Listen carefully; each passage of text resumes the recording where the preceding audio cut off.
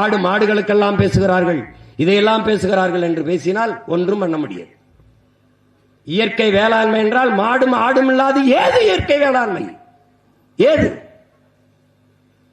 ஒரு முருங்கை மரமும் ஒரு பசுமாடும் இருந்தால் ஒரு வீடு வறுமையை சந்திக்காது என்று நம்மாழ்வார் என்ற வேளாண் பெருஞானி சொல்கிறார்.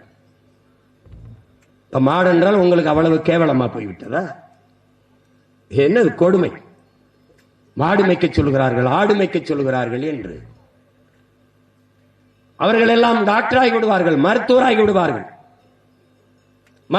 விடுவார்கள், ஐஏஎஸ் ஐபிஎஸ் ஆகி விடுவார்கள், பொறியாளர்கள் ஆகி விடுவார்கள். சோத்துக்கு மண்ணை திம்பார்கள், மாட்டு சாணியை திம்பார்கள்.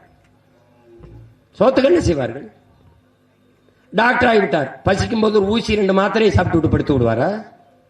என்ன செய்வார்? என்ன செய்வார்? அறிவார்ந்த மக்களே, எந்த திரவ உணவும் முழு உணவாக ஆகாது. பழச்சாறை குடி, எதை வேணாலும் குடி, முழு உணவாகாது. காலையில் கழிவு உனக்கு வர. நீ தாயின் மார்பிலே 2 ஆண்டுகள் வெறும் பாலை மட்டும்தான் குடித்தாய், கழிவு வரும். காரணம் பால் முழு உணவு, முழு புரதச்சத்துள்ள உணவு. அதுபோல மாட்டு பாலை குடி, முழு உணவு, காலையில் கழிவு வரும். பசியோடு படுக்க போகிறது உன்னை பெற்ற தாய் ஒரு கோலை பாலை குடித்து விட்டு போய் என்று சொன்னால் பால் முழு உணவு. பால் இருக்கிற நாடு பசியை காணாது, பசியவே எதிர்கொள்ளாது, சந்திக்காது.